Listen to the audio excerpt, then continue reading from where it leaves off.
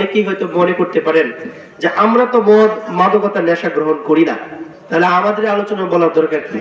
আলোচনা করার প্রয়োজন এই জন্যই যে আমরা যারা মদ মাদকতা নেশার সাথে জড়িত না, আমরা যাতে অন্য মানুষকে কি করতে পারি, সতর্ক করতে পারি, মানুষকে যাতে এ বিষয়ে উদ্বুদ্ধ করতে পারে, যাতে এই বদ অভ্যাস ছেড়ে দিয়া ভালো অভ্যাসে মানুষকে ফিরতে পারে, আমাদের সন্তানেরা যাতে এই ধরনের খারাপ অভ্যাসে না জড়ায়।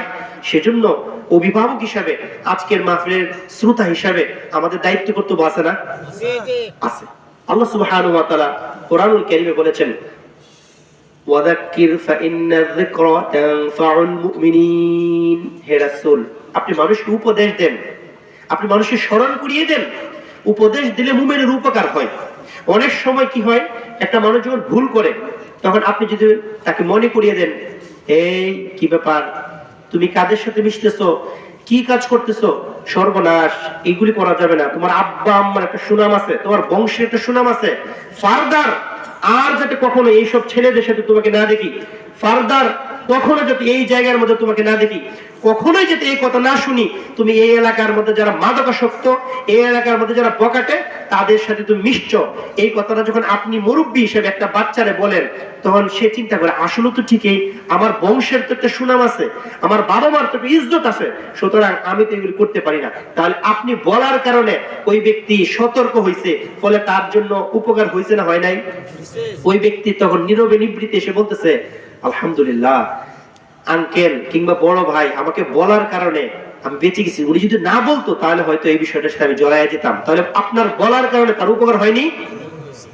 অনেক সময় দেখবেন যে একটা নির্দেশনা থাকে যে এই দিক দিয়ে যাওয়া যাবে না, এই সমস্যা, আপনি শুনছেন যে আজকে রাতে কি থাকবে না, আগামীকালকে বিদ্যুৎ থাকবে না, মাইকিং শুনছেন, সকালবেলা গড়ের টাঙ্কিতে পানি তুলতে হবে, এটা আপনার মনে নাই, কিন্তু একজন যখন বললো এই আজকে সারা বিদ্যুৎ থাকবে না, পানি তুলে ফেলো, তখন আপনি কি বলছেন, ও তুমি বলে দিছো, দেখো আমার খেয়াল হচ্ছে, তুমি না বললে তো আমার একটা বিপদ হয়ে যেত। তাহলে বললে উপকার হয় না, হয় না? নাকি বলবেন নিজের খায়া নিজের পয়রা আরেকজনের বোঝানোর কি দরকার আছে? এই মেন্টালিটি, এই মানসিকতা কোনো মুভমেন্ট লালন করতে পারে? মুভমেন্ট এই চিন্তা লালন করতে পারে না। মুভমেন্ট মনে করে কি যে আমি যখন একজন ভাইকে একটা ভালো কাজে দাওয়াত দিব, ভালো কাজের সন্ধান দিব, তখন আমার দাওয়াত পেয়ে, আমার উপদেশ পেয়ে আমার এই ভাই যদি ভালো কাজ করে, আমি ওই কাজ না করেও তার অনুরূপ পরিমাণ সওয়াব পাবো। এই চিন্তা, এই মানসিকতা মুভমেন্ট কি করে? লালন করে। এজন্য আপনাদেরকে একটা হাদিস শোনাই।